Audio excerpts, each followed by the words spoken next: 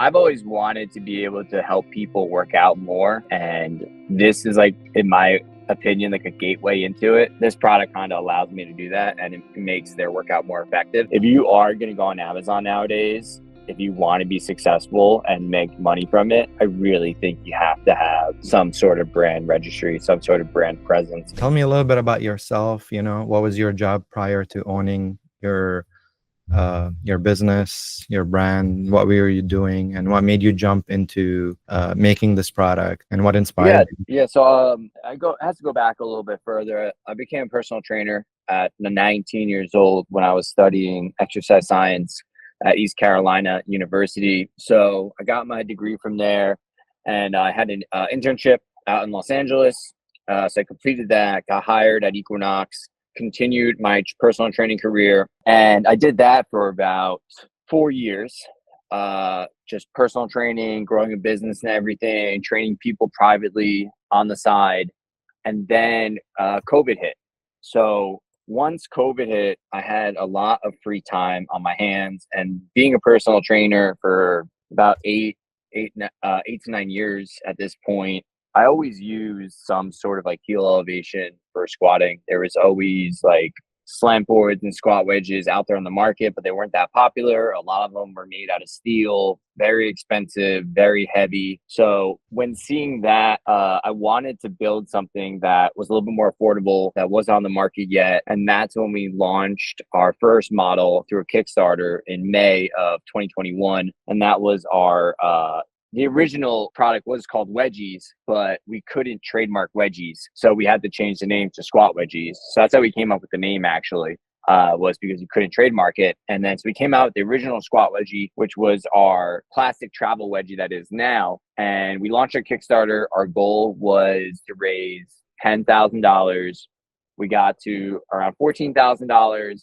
But a lot of that money was from like my clients and friends and family and everything. But I was still happy to see that there is like an interest in it. And obviously at the same time, there was the whole, knees over toes thing going on with Ben Patrick and the knees over toes guy. So there was a lot of momentum. People were still working out from home. So people were looking at fitness products. But I was happy to see we actually achieved like our Kickstarter and everything. So we did that. Had enough money now to kind of launch our first run of 500 units. And we launched our first run. And in the process of launching that first run, I went on Alibaba and I started looking at some other just wedges that I was seeing on the market. And I just got some samples in of foam. And I was like, well, foam wedges, they're good for yoga and stuff, but a lot of these are way too soft. Like we need to actually make this usable for a squat wedge product. And that's where we kind of took the foam, sourced it like ourselves, and got a better quality foam out of it. And then that turned into our best selling product right now, which is our Squat Wedgie Duo. So then we had our first two products kind of ready to go. But during COVID, shipping was kind of a nightmare. So we didn't get any products in probably until that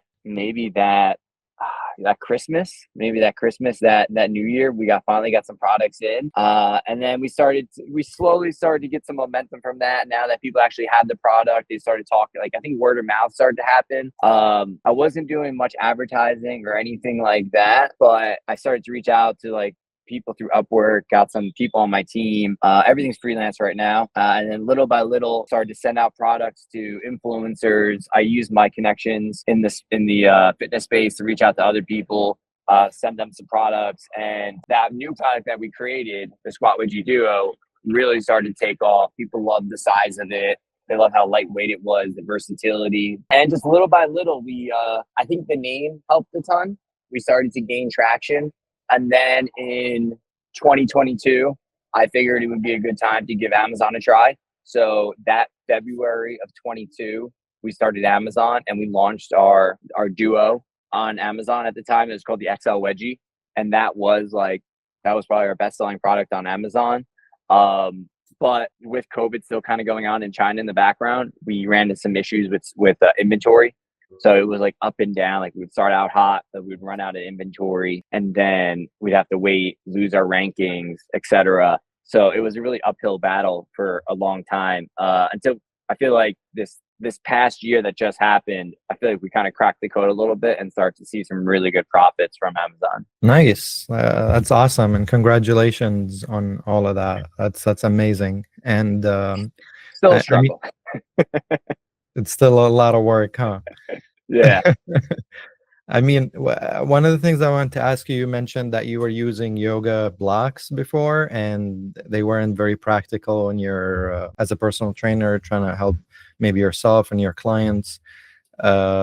Is this why you created this product? You're like, I need to come up with something. Is that how the idea developed? The idea was more of just kind of seeing one, like a need in the marketplace, because at the time, most of the wedges were like just big slant boards. So they're just like long metal slant boards that people were using, or they were using like super soft foam slant boards or using super soft foam yoga wedges.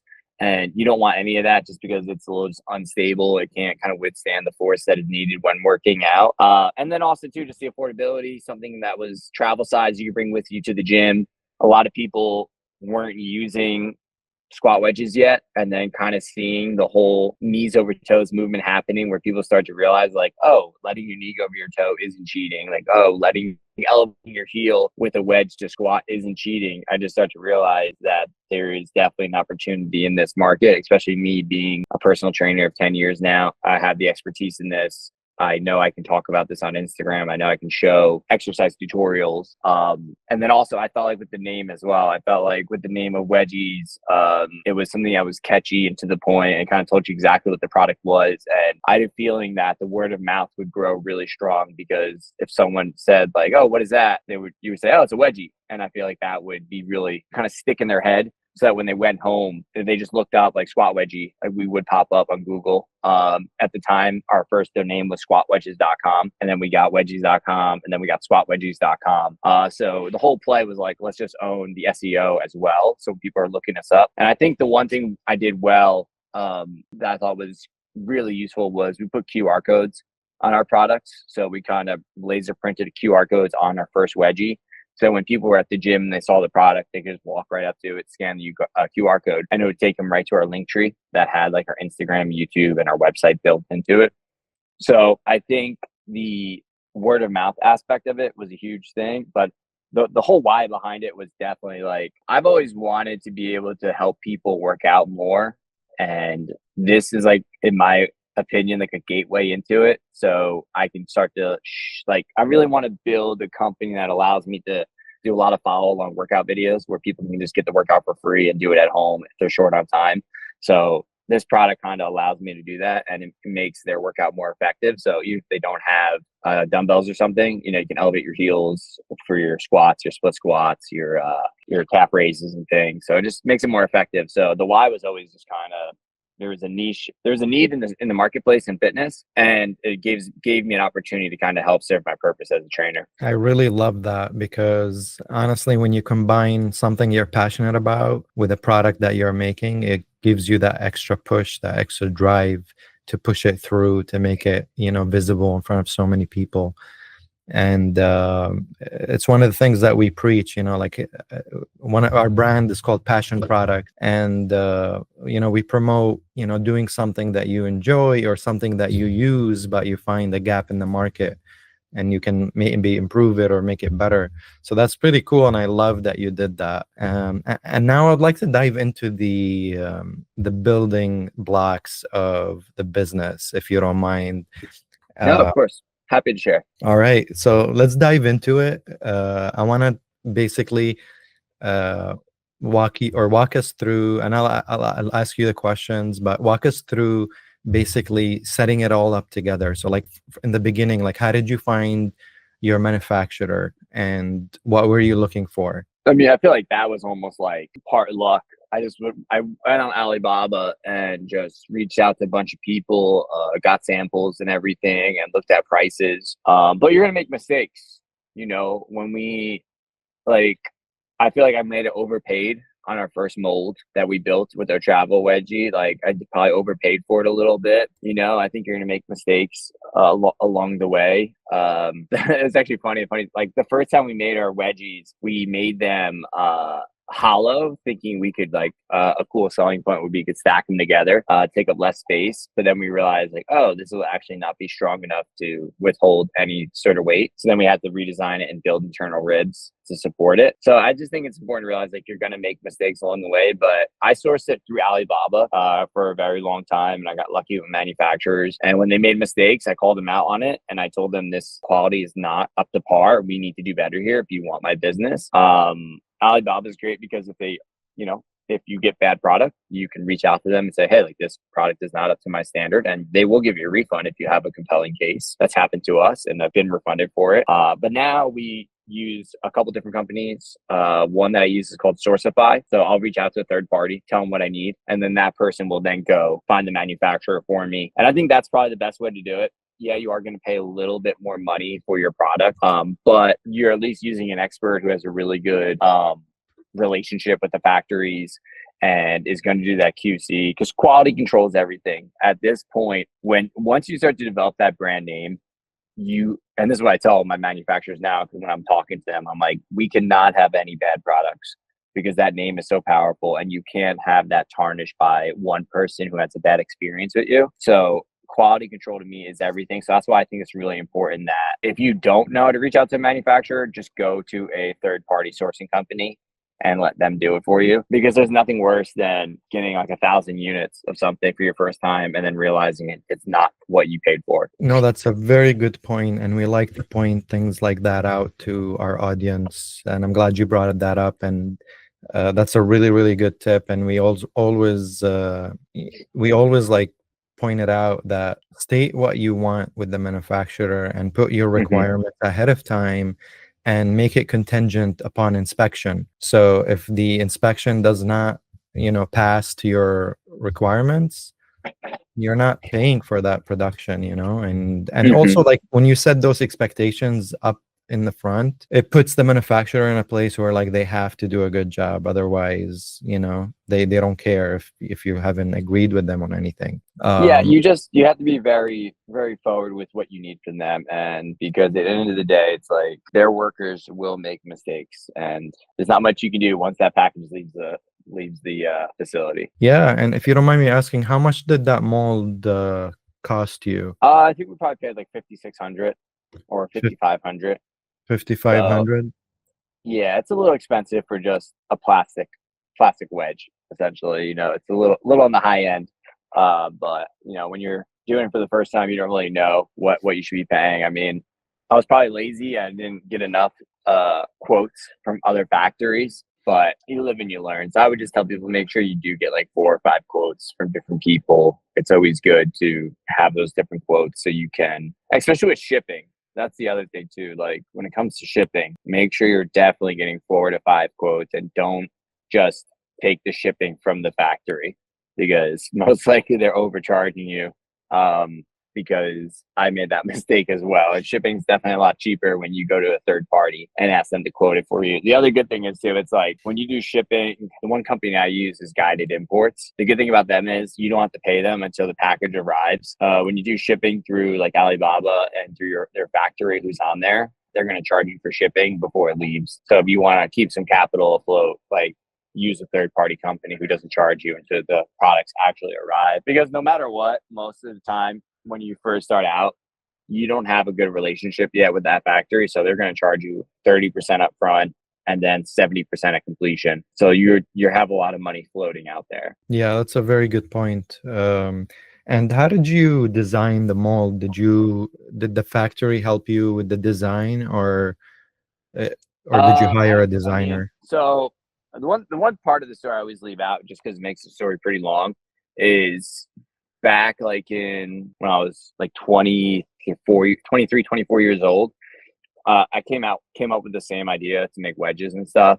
And we made them out of wood, very simple design, just made them out of wood. So I took that design to an engineer at East Carolina University, and he helped me design it. And we did some 3D printed prototypes. The funny story is, I didn't want to pursue it at the time because like 2 years before, I launched another fitness product on Kickstarter that I called the Rockfell that failed. So my parents spent a lot of money on that to help me out, and I just did everything wrong basically when it comes to like outsourcing it to a design team, and that was like $15,000 of design fees and everything.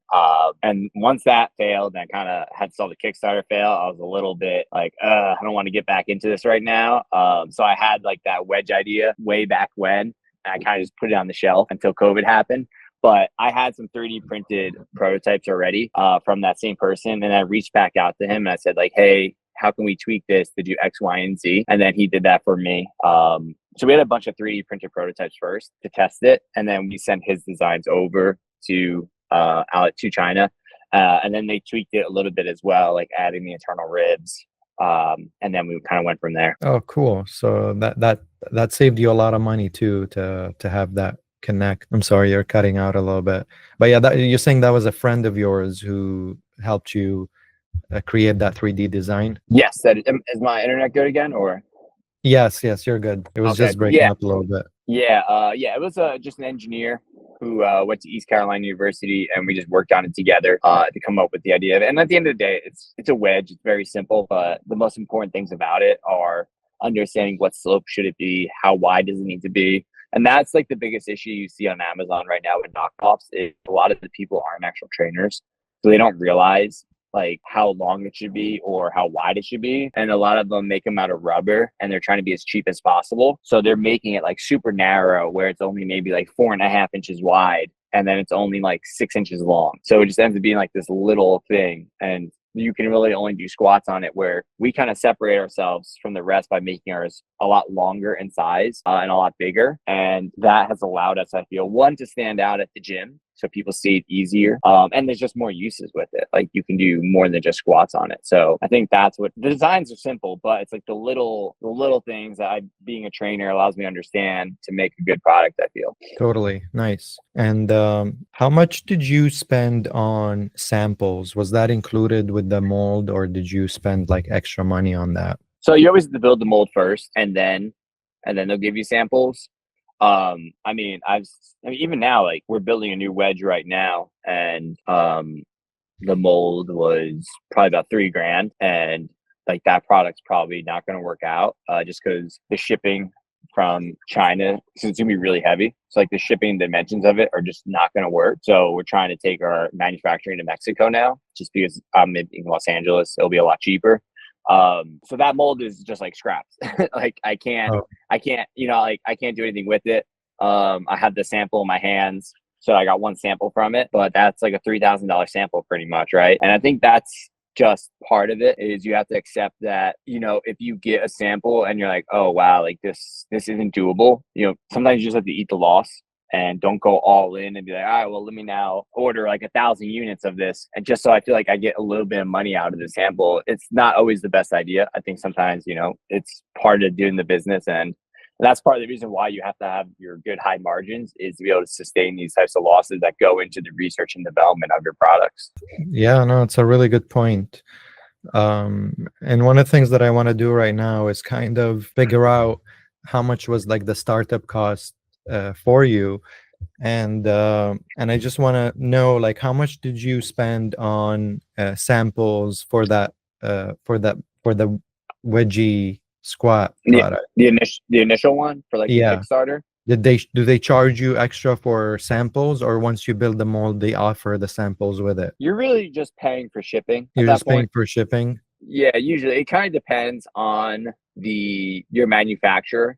And some people will say, we'll send you samples for $100, and then that $100 fee will come out of your mass production order if you do want to proceed with us. Because the way it's going to work is you're going to pay that mold fee up first. Say it's $5,000, you'll pay that $5,000 first. Wait your 30 days. They'll send you the sample. You'll let them know if you like it or not, if you want to tweak it, and then they'll be like, all right, well, do you want to start mass production or not? And then some other ways what will happen too is if you're building like a bigger mold, some companies will send you a 3D printed sample first to say like, hey, what do you think of this 3D printed version? And then once you approve it, then they'll be like, okay, we're gonna make the mold. Once the mold's done, then they'll send you some samples from that mold, because obviously, like if you're running a pre-launch thing, you kind of want to get the product in so you can do some photos with it. So usually they'll just charge you shipping fees to send it over to you. And that's probably, I think that really the only thing is just like the mold fee itself and shipping fees to actually get the samples over, unless it's white labeled. If it's white labeled, then you don't need a mold, which a lot of people do. They're just slapping their logos on it. That's where they'll be like, oh, the samples are $30 each, or et cetera. If you want your logo on it, it's going to be a $50 sample. You know, I've done that. I paid like $300 for like, we made like a Nordic bench, and I just wanted to see like a Nordic bench sample from them. So, excuse me, I bought that Nordic bench, and it did not meet my requirements. So, you know, I bought it for like $300, and because you're shipping it from China, so a lot of the cost is just shipping fees. Yeah, no, that totally makes sense. I mean, that's pretty much typical with the factories in China. I'm just Yeah, so all in, I would say, would you want the mold fee included? with the samples. Yeah, do you would you guys say like usually people include that mold fee for the startup costs? So I'd say Um, probably like $6,000 for like if you're including the mold fee. yes, at least for the first, at least till you cover up that cost, because after that you're just printing Yeah. products. Hmm. But we do include it because most of our audience are people who are starting up, so we want to give them that startup cost. The idea, yeah. Yeah, the Yeah, I would. idea. Yeah, So I we mean, do count with it that in. mold, I would say probably around $6,000 was for that mold. And then if you are doing like the Kickstarter route, like we did, like that production team, was probably around like 25 to 3,000, when it comes to like that production aspect of it. So I would say 10 grand is probably a good estimate of how much money you might want to have available if you're doing a Kickstarter route and also trying to do some sort of mass production with a brand new product that requires a mold. For the Kickstarter, what exactly cost you 2,500, 3 grand? So you're hiring like a film team. So you're Oh, hiring okay, somebody to shoot the videos, edit the gotcha. videos, all rent the space where you're shooting at, etc. Buy lunch for the talent and all that stuff. There's a lot of hidden fees you don't think about. So yeah, probably around like the videography and everything was around like 2 to 3 grand. But it's worth it though, because we used a lot of those ads in the Kickstarter, like a lot of that video content for a long time, and it worked really well for us in the beginning. Gotcha. Yeah, that makes sense. I mean, and that's a good point because a lot of people ask, like, how do I get the photo shoot for Kickstarter, or how do Hmm. how do we do that? And yeah, I mean, the option is if you hire a professional team to give you like a professional piece of production, that's gonna do really well. How much did you end up making with Kickstarter? I know you mentioned it, but I think around like our total numbers were like I think 14. I think okay. we hit like 14,000 total. So it covered most of your startup cost. Yeah, it did. It got us like that initial first run of I believe 500 pairs, which is like 1,000 units. So we were able to run that first run. It just took a while because of COVID and a lot of interruptions on shipping, getting it into the port of LA. You go back to 2021, it was a different world when it comes to shipping things. Yeah, yeah, I know. 2020 wasn't the best. I know. Yeah, definitely not. Um, all right. So like my next thing is design and logo. Did you hire someone to do your logo and design for the packaging, the logo, the images, the Yeah, graphic so designs?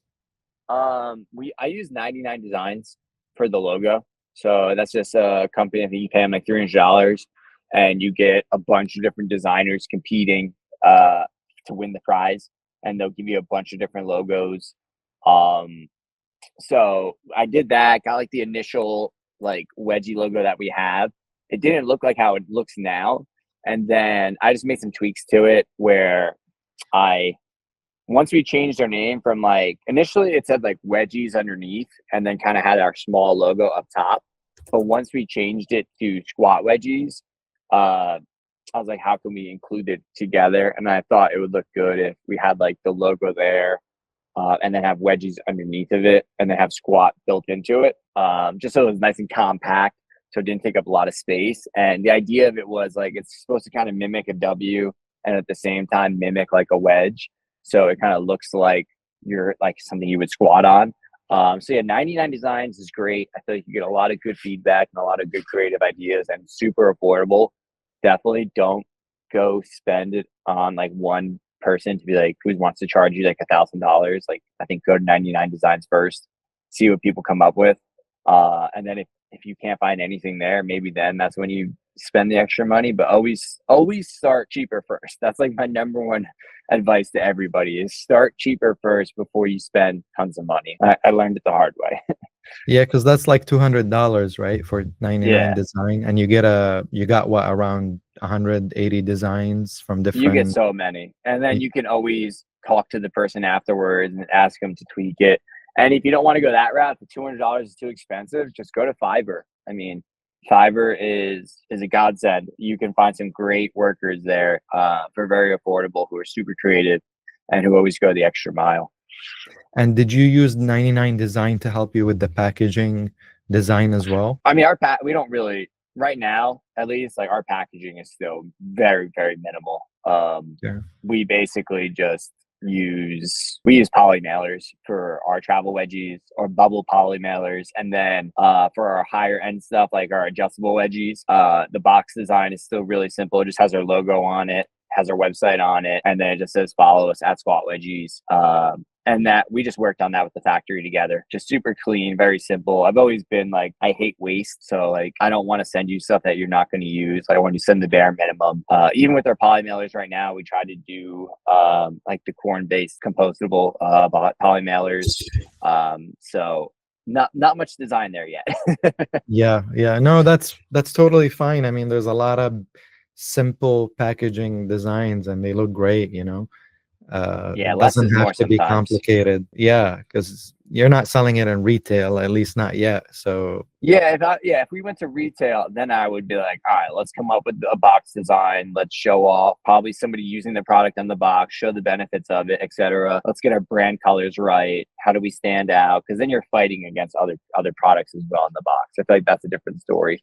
And especially with Amazon, even too. Like, I mean, now like you can upload your own box for Amazon, even though it's the most annoying thing of all time to use their 3D camera thing to analyze your product to see if it's eligible for your own box. But your product's going in their box anyway, so it doesn't really matter. yeah, and did you hire a graphic designer to do your photos with Amazon for the Amazon listing? Yes, we used Fiverr for that one.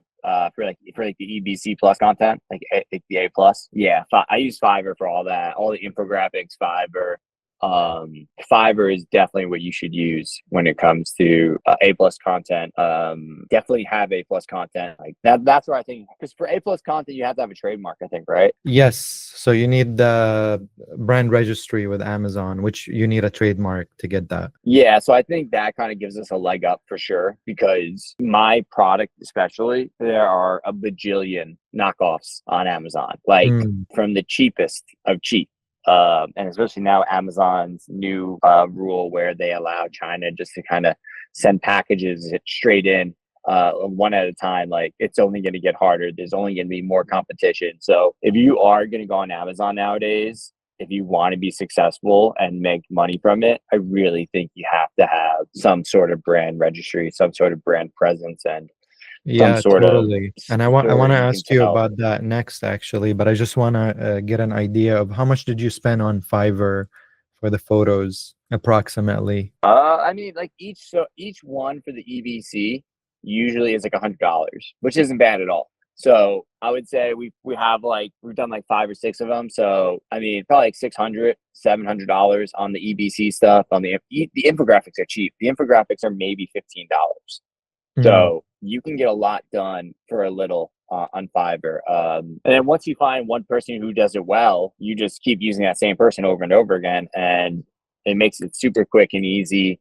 So yeah, probably. I mean, if you just have one product, it's probably going to cost you $100 to the EBC, and then 5 different infographic photos. You don't even need that much, really.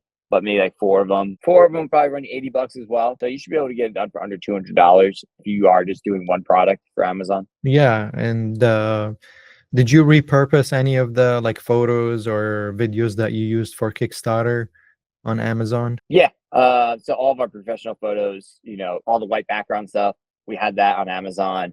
Our photo shoot we did for Shopify and our Kickstarter, like that's on Amazon still to this day, like photos from 3 years ago. It's really important that, I mean, honestly, nowadays with how good cell phones are, as long as you have good lighting, you could pretty much take the photo yourself probably and then upload it yourself. Just make sure you get your ratios right in Canva so that when it's on Amazon, it actually looks good. You know, I think a lot of people make that mistake is they get their ratios off. So like when you're going from one photo to the next, it keeps changing on you. The other thing I think we did really well on from a photo perspective is I know Amazon says like you need to have a white background, but at least for us for fitness, a lot of people might not know what a wedge is used for. So like in the top hand corner, we threw like a little small image of myself using the product. So like right away on that first image, people can see exactly what you're getting with the product. So, and that's just like, I don't pay anybody. Like, I can do that myself in Canva. Canva makes it super easy. You can remove backgrounds in a click. Like you can get a lot done with Canva and that's only $15 a month. So if you are strategic, you can definitely, you know, for one Amazon product, when it comes to like photography, getting your photos up there, doing the edits, it can easily be done for under $300. Totally. And speaking of the brand registry, did you do the trademark yourself? Yeah, I did it myself, and then I made a mistake, and a lawyer reached out, and they said, you made a mistake, but we can fix it for you. It's super simple. Your addresses just weren't lined up. So then I paid just the lawyer, I think like $120. Doing trademarks aren't that hard. Actually, like if you watch a couple of videos on YouTube, it's pretty easy. Just go to USPTO and file it yourself. Not as complicated as people make it. The most important thing is just you have to, if you are doing a trademark early on, most likely you don't have any proof that it's been used in commerce yet. So then once it's getting used to be like, once it's sold, actually you have to go back and re-update it. So it's a little bit easier to use, really a little bit easier to do once you have proof that your product's name is. So that was the easy part. It's like, all right, well, here's my trademark. Here's my product with it. Take a photo, upload it in. I'm using this already. This is used for commerce. So that's where it's a little bit easier. But if you aren't confident, like, yeah, go get a lawyer. They're going to charge you a lot of money, probably going to charge you like $1,000 to do it. And I think that's a little bit on the high end, but it will guarantee that you potentially can get the trademark. Just make sure you go to like Google trademark and search first. Don't pay. I don't think you need to pay a lawyer to do a trademark search. Like they're always going to try to sell you on the biggest package possible of doing a trademark search and then doing all the follow up. We had my first time I filed the wedgies one. It didn't work. It got rejected. So then I called someone and she just gave me free advice. She was like, yeah, like wedgies can't go through because it's too similar to the regular wedgies word that's trademarked already with an S and ours is spelled with a Z. So it's too similar. But she was like, but if you add a word on the front of it, it's going to change the context of it and it's going to allow you to be able to trademark it. And then just recently we had like another lawyer reach out being like, oh, do you want to trademark wedgies? Just pay me X amount of money. We can get a trademark for you. So it is important that you kind of do some homework yourself and not fall for that stuff from lawyers who are trying to make some extra money on you. Yeah, as soon as you apply for a trademark, you get a ton of emails from lawyers. They're just waiting for you to, they're just so waiting many. for you to make a mistake. God. Yeah. Even with like even nowadays with patents, if you're a small company, I really don't know if it's worth it to file a patent. It's just so much money. Like minimum, you're spending like 10 to 14 grand. Wow. Out the, you know what I mean? And it's not even guaranteed for it to become a patent. And like, even if someone comes with the same design as you and uses it, and you want to like go after them and sue them, you better have ready because like sending a cease and desist letter, like if that doesn't work, you have to hire a lawyer and take them to court, and that's even more money. And so it's super expensive. A lot of people don't realize that. I think a lot of times people are like, all right, well, I gotta get my trademark first, and I gotta get my patents first.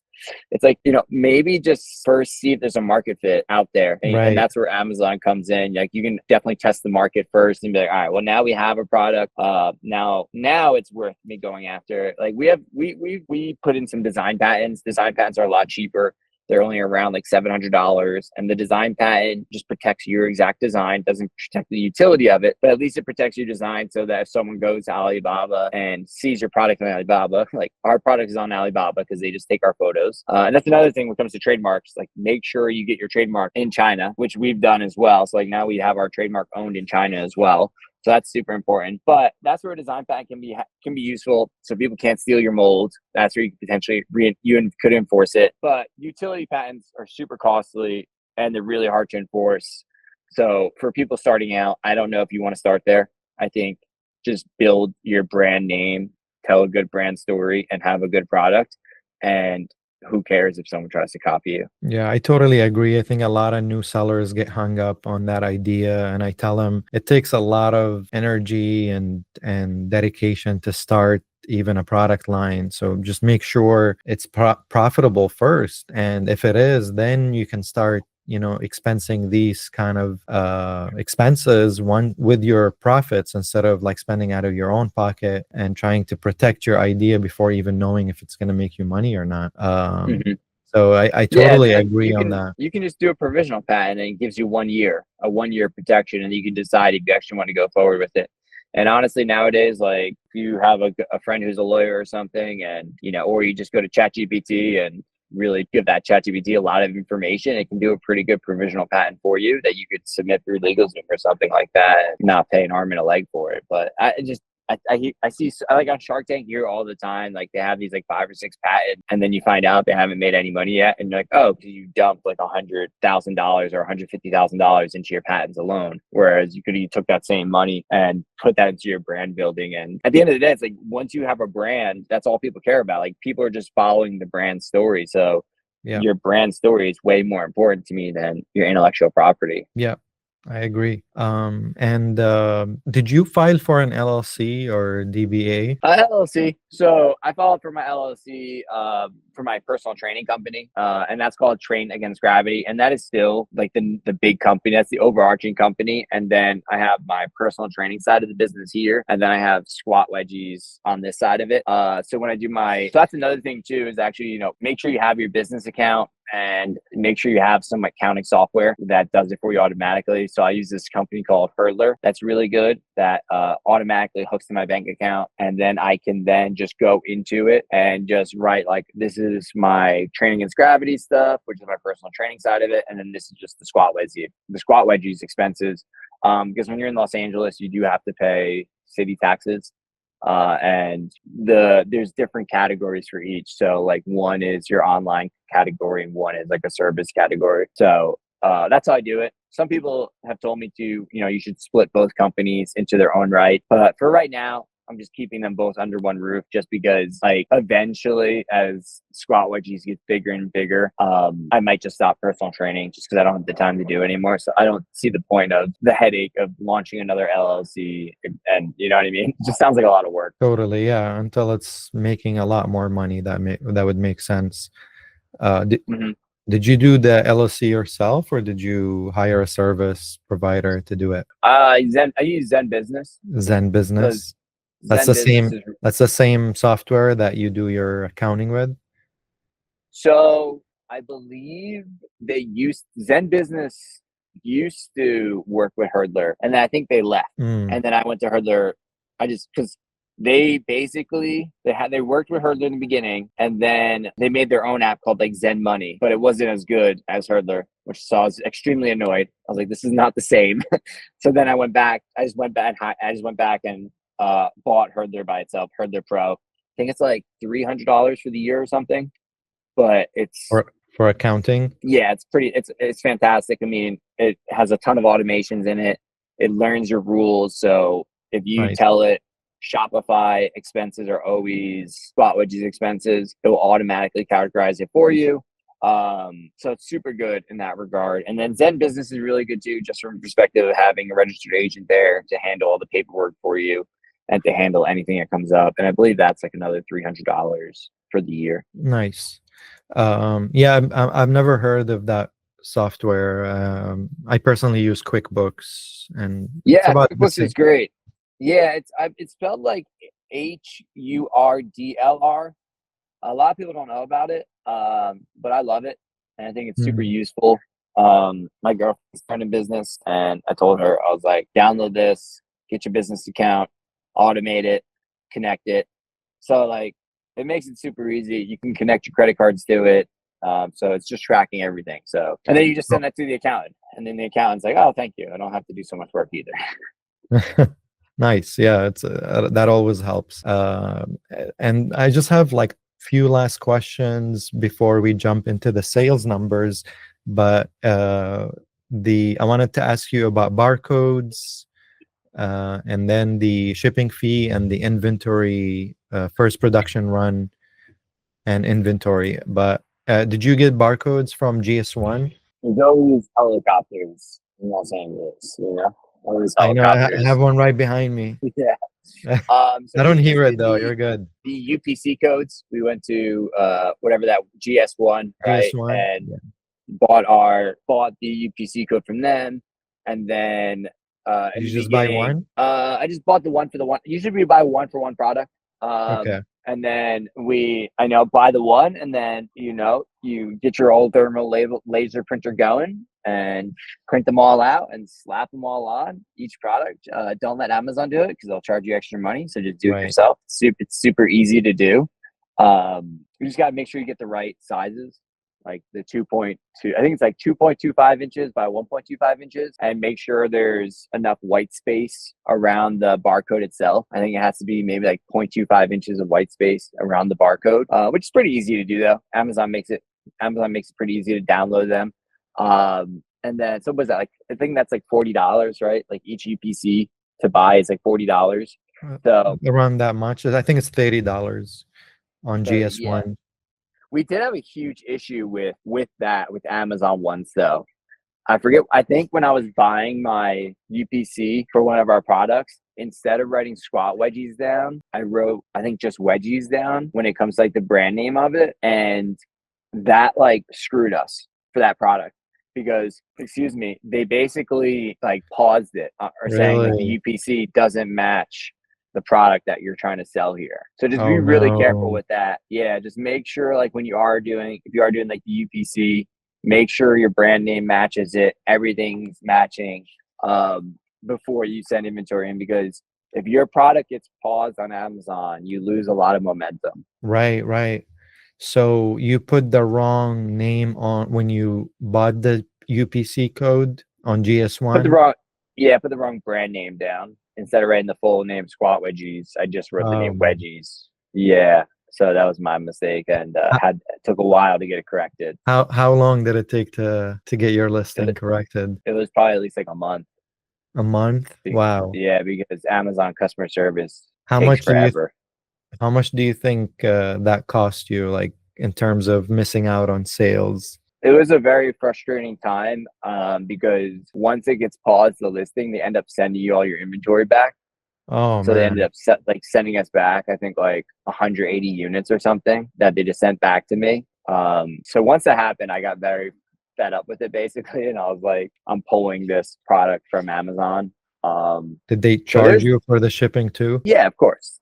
Anytime they're sending you stuff back, they charge you for everything. I Right. haven't my thoughts on Amazon are it's good. It's good for some people, but it's also I am slowly pulling my stuff off Amazon. I'm I mean, only leaving certain products there. this is why we do this channel, is to like keep everyone educated on everything with Amazon. If you follow the rules and the regulations and understand how they operate, it's not bad. It's actually pretty helpful because they save you a ton of headache, and it's gonna cost you the same if you're gonna run it on your own. But I get it. Like Amazon there's a bit of a learning curve when it comes to how they process things, and if you put the wrong name here, they're going to give you a ton of headache, and that's why like this is actually pretty good because people are going to want to hear this. So make sure you have the right UPC code, I mean the right name when you apply for a UPC code that you're going to use with your trademark, with your Like the brand brand registry. names, yeah, the Yeah, brand registry, all that stuff has to match across the board. 100%. And how much do you think this mistake cost you? I mean, it's hard to say. It's hard to say like with momentum and everything. Like I have no idea. I can't really put a number on it. it was just a headache. I mean, who knows? Maybe it was a silver lining. Allowed us to focus on other products and everything. But I think at the same time too, like we had a shipping delay from China with COVID going on and stuff. So I don't really know how much it cost us, but it was just frustrating. It's a very frustrating moment. But like now we're doing really well on Amazon, and maybe that moment led me to create our other product that we ended up launching on Amazon. So maybe it was a good thing. Yeah. So the next question I want to ask you about your first production run. How much did it cost you, and how many units did you order? So first production run was 500 pairs, and that one not the mold, right? The mold. Mold After as the well. mold. After the no, without the mold. Without the mold, yeah. So without the mold, I think it was probably about like $3,000 for 500 units, and then if you had shipping in, probably another 1,500. So probably around 4,500 with shipping. And Did the you first ship by 500, sea? yeah, by sea. I do door to door as well, by sea. I learned the hard way. I once did not door to door, and I had to go to the port to pick it up, or like the warehouse to pick it up. That was brutal. I was just like sitting there for like 3 hours. I was like, this is awful. What am I waiting for? And then the pallets showed up, and I had like a U-Haul van with me, and I didn't have enough space, so I had to like take the product out of the box and like push it into like the nooks and crannies of the van just to make it fit. Oh my So God. I learned the hard way. Yeah. So now I just do door to door service. But yeah, that first initial run was probably around like 6,000, I would say. Oh no, not 6,000. I mean, 4,500, 4,500 4,500. probably. Yeah, and And then then that was shipping our it to first. Amazon. Yeah. So we when it comes to the Amazon side of things, our first product on Kickstarter wasn't our first product on Amazon. So our first product on Amazon was that Squat Wedgie Duo one, our foam based one. So that was our first one on Amazon, and that first initial run was also 500 units. And then we put that one on Amazon in February. For that product doesn't need a mold, so that was probably around $3,000 for 500 units. 3,000 for So 500. yeah, without the shipping, and then probably around like 1,500 to $2,000 for shipping. Gotcha. So that product didn't have a mold, and that's the. Did you do a Kickstarter for that one too? No, I just used my money from. I emptied my IRA, not IRA. I might have 401k. Emptied my 401k, and used that to put that money into that. And then that one, oh my God, there's been so many mistakes with that one. With the first run we did, we had stickers for the logo on the back, and like part of the stickers were like falling off a little bit on some of the product. So definitely don't use sticker logos. Get it laser printed on. Don't make that mistake at all.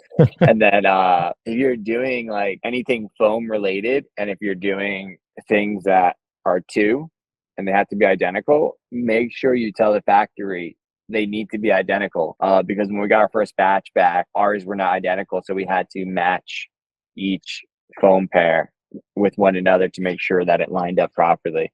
Oh man. So yeah, make sure. There's like a lot of things you think should be common sense, but if you don't convey that to the factory, they're gonna make that mistake for you. So make sure you kind of really think about everything. Definitely. So so far the startup cost came up to $9, which is pretty good. And you're selling it at 65, right, on Amazon? No, you're probably looking at our sumo wedgie. These are our like XL Duo ones we call them. These are 45 on Amazon.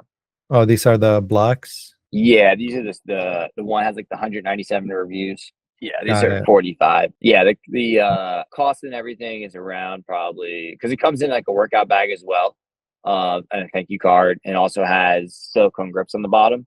So it ends up probably being around like probably like $11 landed. Nice. And you did the videos yourself, and Yeah, I mean I shoot the videos myself. It's super simple, I think, for fitness. Just set up a tripod, and then we just set it off to an editor that we have through Fiverr. nice. Where are you? Do you have, could you give me the Amazon FBA fee for this product and Yeah, the selling fee? so that would be so the referral fee is like the 15%. Yes. So I know The total fees that we pay Amazon is around, oh my God, struggling right now. 20. So we pay Amazon total $21 in fees for this one. $21. That's for both the selling fee and the FBA fee. Yeah, exactly. Like the 15% referral fee and then the shipping fee. Yeah, so the FBA fee is $868, and then the total fees are $1543. Sorry, $1543. So it looks like then that the shipping is $678. The shipping. I was looking at Seller Board. I was like, does Seller Board have this as well? Seller Board is really good to have though. Seller Board is great. Definitely. All right. All right. That's pretty cool. Well, congratulations, man, on doing all this. How did you learn to do all that? Was it like just by yourself, Googling and searching stuff on Yeah, YouTube and yeah, Google and making mistakes. And I do have a team overseas who runs my Amazon ads. So they were pretty helpful as well, just asking them questions and stuff. nice? If anybody needs a team, let me know. I think my team is pretty great, and they're always looking to help out more people. So more than willing to reach out to people and send them their way. I do think, I mean, yeah, you could probably take some time to learn Amazon ads, but I'd rather save that time for me to create content for social media. So I think you got to know what you're good at and what your unique gift is when it comes to your business, and then delegate and hire others to do what they're good at. Yeah, definitely. I mean, I would love to help as many people as possible. So if you want to give them a shout out, yeah, please go ahead. I would have to check on it. I always forget their actual funny. Because I have two different teams. One does my Shopify and one does my Amazon, and I always get them mixed up. Just people can reach out to me like afterwards if people want to reach out. Eric at squatwedgies.com. Just shoot me an email, and then I will send over their information to you via email. That'll probably be easier, honestly. Well, I wanna so this is exciting. Now I wanna get into the sales numbers. When did Sales you are always launch this exciting. product? Yeah, I know, right? Yeah. So I think it'll be easier for everyone to understand. Like right now, we have a couple different products on Amazon. We have our first ever product we listed was our foam based squat wedge called the Squat Wedgies Duo. Before that, it was called the XL wedgies. And then the follow-up product was called our travel wedgies, which is like a plastic-based one that's on Amazon.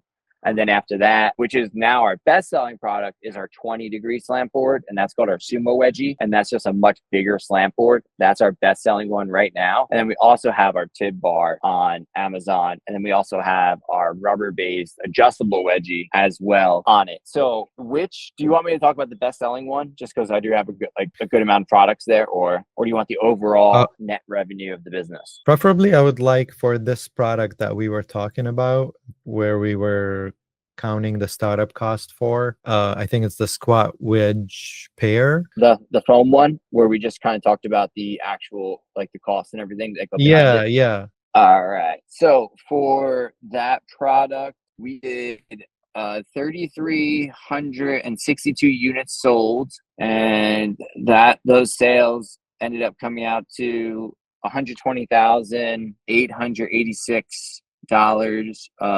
We had 109 refunds though, so you got to take that with a grain of salt and minus that money from it. So $120,886 $0.24 upfront, and then with all the refund costs, because that is important to realize there's a refund cost. The refund cost was $3,058. So around like $117,000 for that product from the revenue standpoint. Our Amazon fees though were about $39,200, and then our cost of goods were around $36,000. We spent $13,000 from an advertising cost on this product for that year.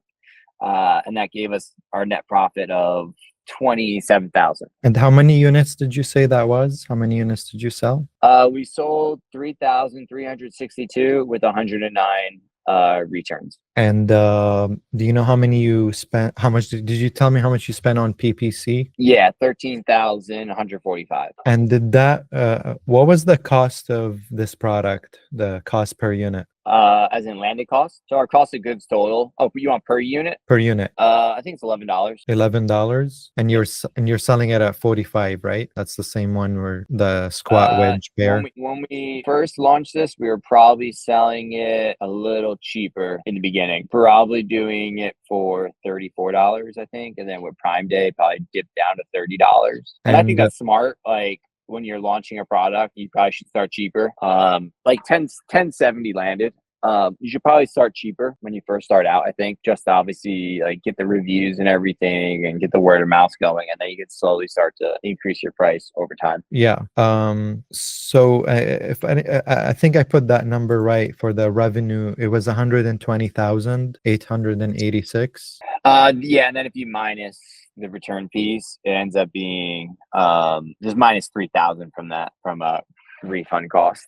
I don't know why I'm getting the Amazon fees were like super high, 50. Yeah, our Amazon fees were 39,000. And just because we were using them for transportation. So like the FBA per unit fulfillment fee was 25,000, referral fee was 12,000, FBA storage fee was $847.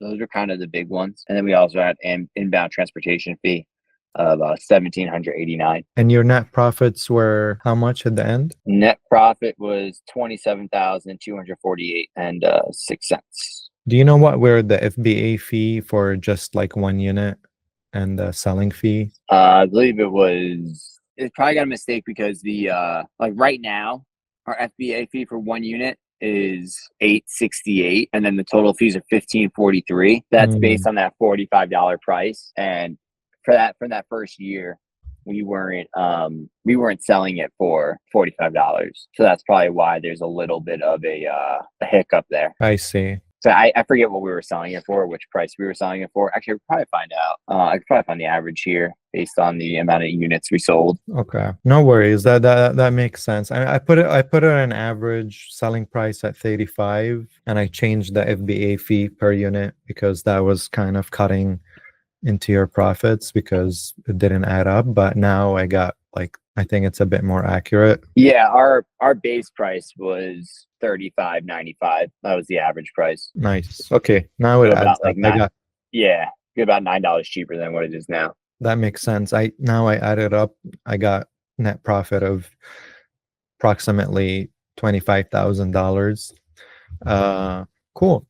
And that was for year 2022. Yeah, that was our first year on Amazon. Wow, that's awesome, man. Congratulations. That's beautiful.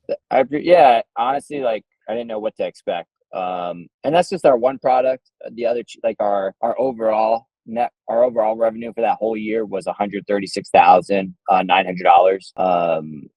So refund 3,600. So our net profit that one was 133,000. Our revenue that year because we had two other products on there. Right, right. No, definitely, it's gonna be a lot more with the other products. But I would like to keep the story on one product. Okay, yeah, for Yeah. sure. And if you want, like we could do like a second podcast for like all the products or the other products. I'm down for that. But could you give me for the second year, for last year, the numbers as well? I know we're running a little over time. Appreciate No, it. no, I'm fine. When you're in your own business, you don't really you set your own schedule. It's like the only perk. So 2023, last year. Yeah, if you can give me the total revenue, the number of units, similar breakdown. Yeah, so this is where we had the issues with some of the manufacturing and everything. So the year two, we actually had a huge dip. Also too, because with this product, especially like this one is one of our best sellers on our own website on our Shopify website. So I've been kind of making a business decision to slowly pull the product off of Amazon and not put so many units into it just because our margins on Shopify are so much better. And the one thing I've kind of been playing around with is, are people like going to my website first, seeing the product, and then going to Amazon and seeing the product and seeing that lower price, and just buying it from Amazon. What if we increase our price on Amazon? Hopefully Amazon isn't listening, so they don't ban me from it, because that's one of their rules where they say you Right. can't have a lower priced product. But that's also why they're getting sued, because it kind of sounds like a little bit like a monopoly there. So that's why this year our numbers are way down, because we did pull our focus away from it, and we did pull ad spend away from it and push that ad spend elsewhere. So I see. for this whole year, we did 1,676 units sold, totaling 63,600 in revenue, with a refund cost of $1,600. So a little bit, and a promo of 230. So overall, like 1,800 less there from that 63,000. So around 62,000, like probably 62,000 flat, or like 61,800 from a sales perspective. Advertising costs, we are at 7,800 in ad spend. So, much lower ad spend there. And that kind of correlates as well with the sales being lower. And then a net profit of around $11,859. And what was the problem with manufacturing last year? What was it? There was a delay. There was just like a shipping delay that just pushed us back. So it was just bad inventory management by me. And we just ran out of inventory for Amazon, and I just kept more inventory available for Shopify. That was the thing. That was the hard part, is I didn't have enough capital to have enough inventory for both platforms. So I decided to push our inventory from Amazon into Shopify. Interesting.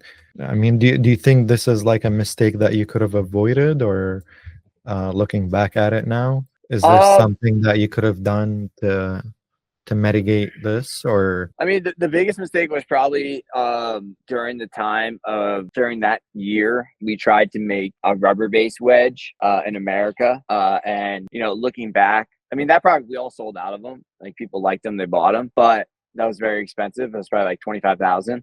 So, looking back, a good strategy might have been just to lean all in to one product, and put all that money into that one product instead of trying to diversify too much. So I think that might have been a smart move. And even with our first product we made, like our travel wedgies, maybe we bought too many of those up front on not the first go around, but like the second go around. There's a time where I did like 2,000 units of our travel wedgie, and then 2,000 units of the foam based one for Amazon. And, maybe I should have did 1,000 units of the travel and 3,000 units of the foam, and just really lean into that foam product more for Amazon. Probably could have been a good idea, but can't do anything now. Can't go back. Just kind of learning from it and leaning more into like our one foam product on Amazon now. Just kind of not making that same mistake. Yeah, I mean, that's a really good point. And I feel like a lot of sellers tend to try to diversify way too soon. And you end up, you don't know what the next product is going to do, like if it's going to do as well, and you end up losing momentum with the first product.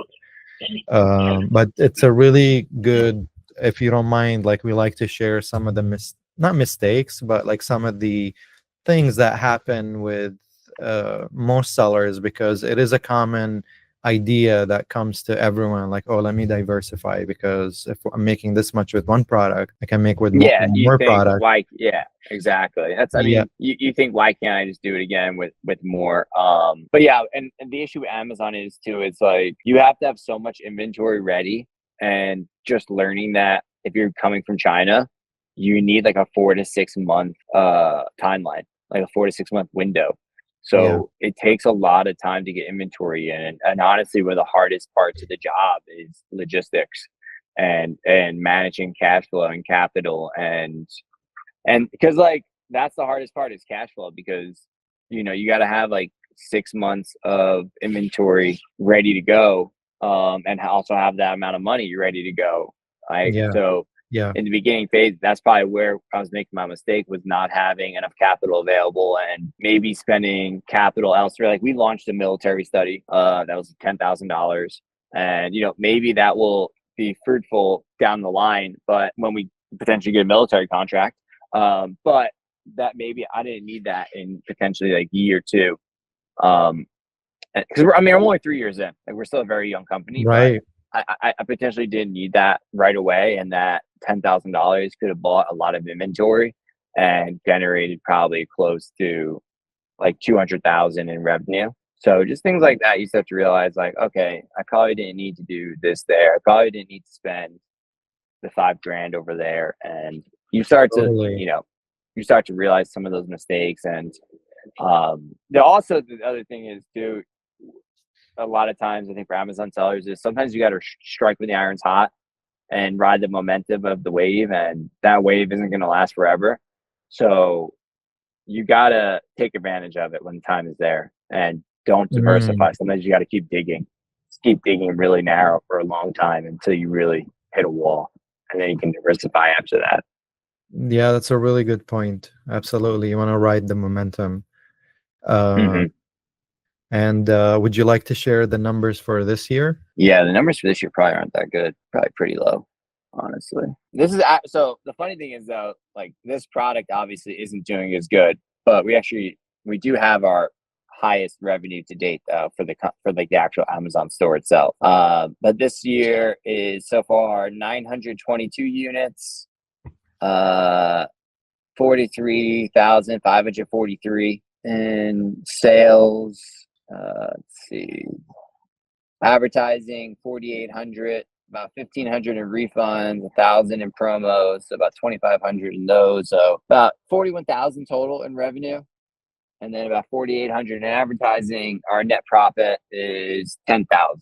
That's not bad. So the year is not over, and it's almost as last year. Yeah, and this is kind of that example of we increased our prices, and that's really important, I think. And that was the biggest mistake I made in year two on Amazon, like in 2023, was we made like no money from that year. I think we made like maybe 24,000 in profit that year, just because our prices were too low. Like we had a ton of Mm. revenue. Like year two, we probably did like 230,000 or something in revenue, but our prices weren't aligned properly. So our margins were just way too low. Like our margins were like 10% after everything said and done. And I do think that's probably the biggest mistake people make on Amazon is they just see the revenue and they don't realize what they're actually making because they don't have the numbers right. They're not tracking their landing costs, and they're not tracking their cost of your team or your ad spend or all the fees that are associated with it. So this year, like we're way further ahead. Like overall going to actually make a profit, like double our profit from last year. And that just making sure your numbers are right from a margin perspective. Like, yeah, first year, it's okay not to make any money because you're trying to get reviews and you're trying to gain some good rankings and things like that. But eventually you got to make money for it, or there's no point to be doing it, right? Like you have to get those margins up. You have to have a product that has good margins in the first place, and don't just do it for the revenue. Like, Yeah. it's not worth it. Yeah. No, I totally agree, man. Hey, that's awesome, man. Congratulations on all of this. Honestly, that's really exciting. Thank you for like jumping on and sharing all this info. It's pretty cool what you've done, honestly. You have a really cool brand going for yourself, I and appreciate it. yeah, and I can just see it like growing even more. So it's pretty cool. Yeah, I mean, I hope so. My biggest like thing in my head right now is just deciding between how many units do I want to send to Amazon and how much do I want to just keep on my own website. And I feel like our brand name is getting stronger and stronger, and just trying to figure that relationship there. I will say that I think the best advice for anybody when it comes to Amazon is if you do want to stand out from the rest, is make sure your photography looks great, make sure your videos are great. Don't do Photoshop, especially in the fitness category. Like it's so easy to see Photoshop stuff and it looks terrible. Get a real photographer, get real videos done, and those little things can add up. And of course, do your A+ content. Check your grammar, check your copy. All those little things do add up in the long run. Thank you for that, man. Thanks for coming on. No, I appreciate it. Thank you.